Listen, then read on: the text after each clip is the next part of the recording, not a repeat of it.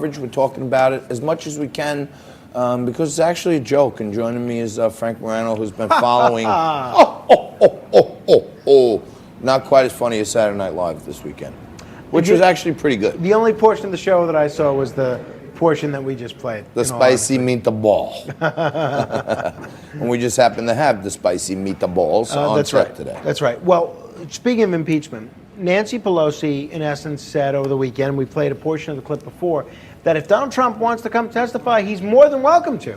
Not surprisingly, Donald Trump went to his favorite of all outlets to give his opinion on this, Twitter, and tweeted the following earlier this morning.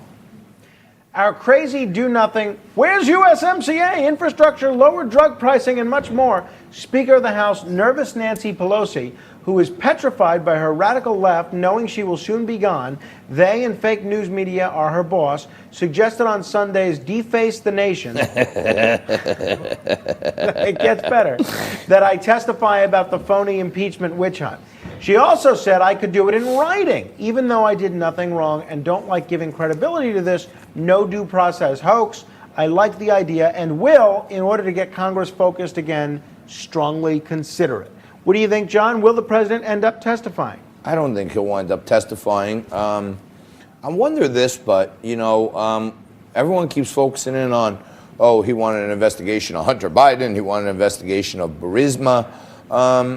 Well, was that legit, or was he going after a political enemy? I don't think he was going after a political enemy. I think he wanted to know why the former vice president of the United States of America, who was in charge of our Ukraine policy, why his son was put on a board of an energy company. And it sounds like, the quid pro quo they're talking about, it sounds like it to me.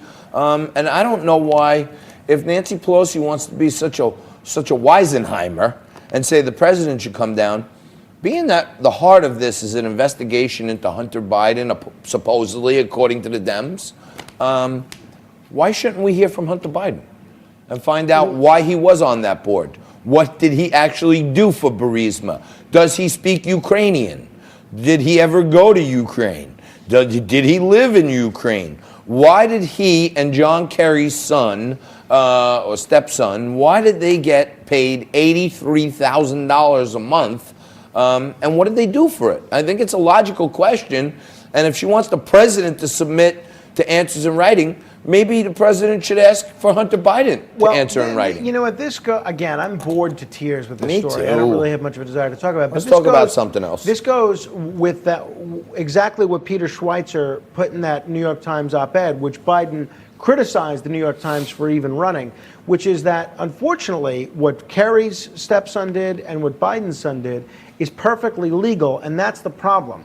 There's this glaring loophole that exists that allows relatives of prominent politicians to benefit financially while their patrons are spending all sorts of U.S. money. In some ways, it's a lot like what Tom Del Beccaro writes in that book, The Divided Era.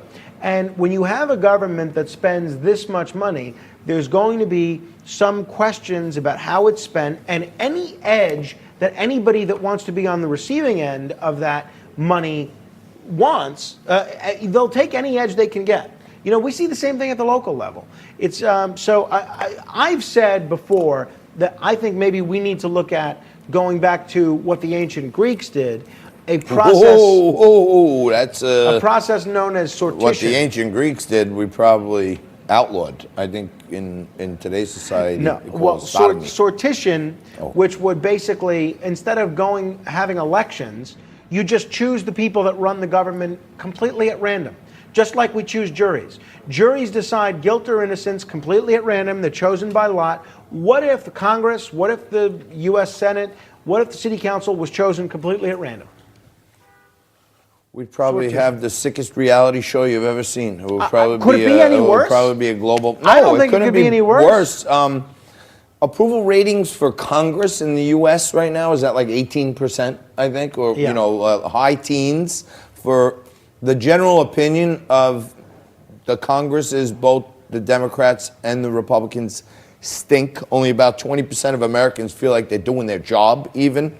So maybe a random sampling of folks from all different walks of life, colors, creeds, sexes, identifications, LGBTQIA, all that. Everyone's eligible, and everyone gets thrown into the pot. Exactly. And hey, everyone, here's your Congress for the next 2 years. And then, you know, John Tobacco, you're the lucky winner. Come on down. Well, don't you think that people might be more motivated to actually pay attention to what goes on in public affairs? Let's say what happens now is I say, look, I'm not completely endorsing this, but I at least want to begin the conversation about this, because what happens now is rank and file, ordinary Americans, too many of them think, all right, what happens in Washington, it doesn't affect me. I still have to go to work. I still have to pay my rent or my mortgage, and I still have to pay my taxes. So I don't really care what is going on in Washington. I'm not going to pay attention to it.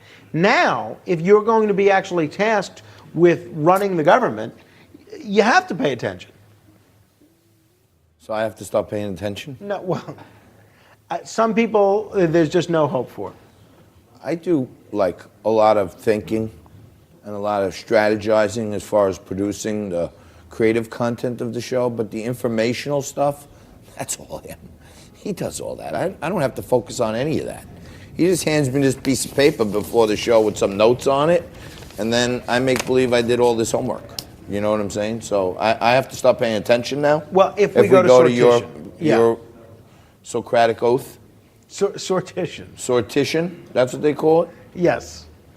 Sounds like somebody that works in a funeral home. A sortition.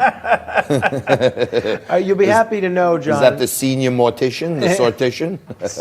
You'll be happy to know, and so will Wall Street, that the president just had a very positive meeting with the Federal Reserve Chief, Jay Tremendous, Powell. tremendous. And, you know, he said in his tweet, we want to get the prices of drugs down.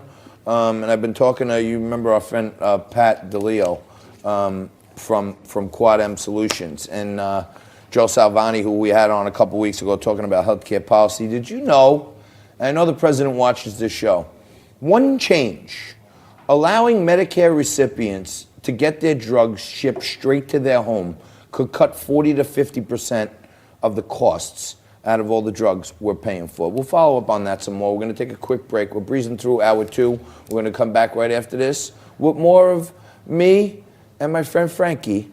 You're watching Liquid Lunch. Back after this.